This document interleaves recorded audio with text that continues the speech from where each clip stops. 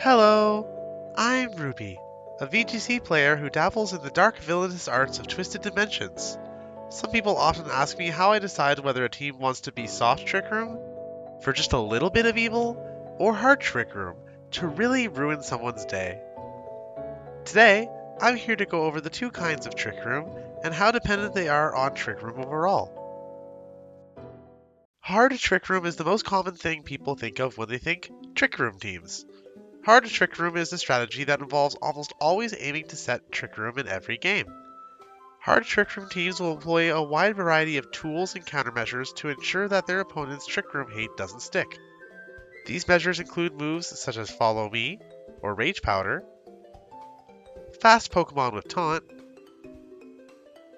or a means to one-shot the opponent, or even more situational tech like Roar.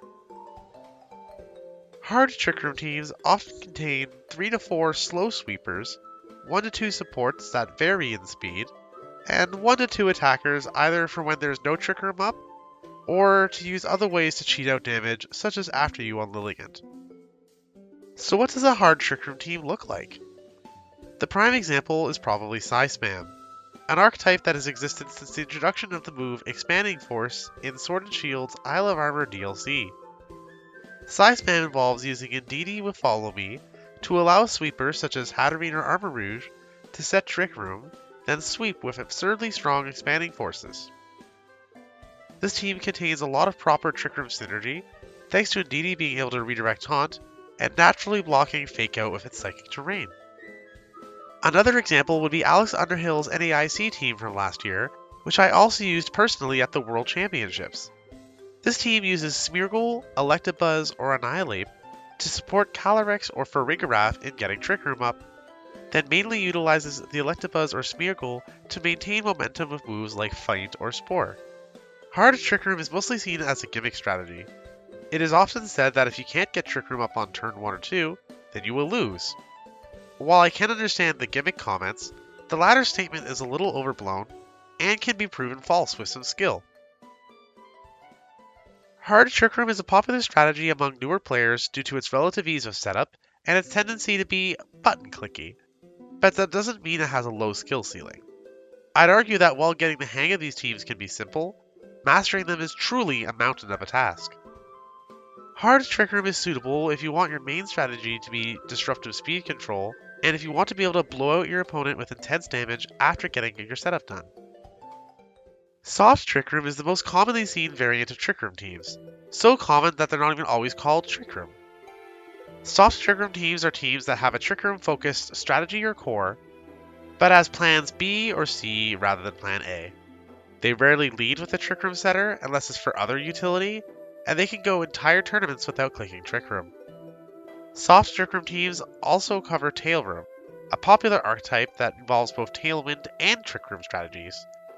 Trainers utilizing Tail Room will often train their slower Pokemon in just enough speed to outspeed certain threats in Tailwind, while also keeping them slow enough to function in Trick Room. So what does a soft Trick Room team look like? An excellent example is the 2024 World Champions team, piloted by Luca Scarabelli. His team was a Miraidon Tail Room team that had a Farigiraf for setting Trick Room when necessary, and a meanderingly slow Iron Hands to make use of it. The main purpose of this Iron Hands was more likely for dealing with opposing Trick Room players running Calyrex Ice, but having the option to set Trick Room when needed gave the team incredible flexibility. Farigiraf and Indeedee tend to be popular Trick Room setters for Soft Trick Room, as their respective priority blocking abilities provide utility outside of Trick Room. In lower power formats, Porygon 2 and Sinistcha have also seen play on this archetype, as they are slow and bulky enough to operate as the Trick Room mode entirely on their own. Lastly, it's worth noting that some Soft Trick Room teams don't even operate with Trick Room as a main plan.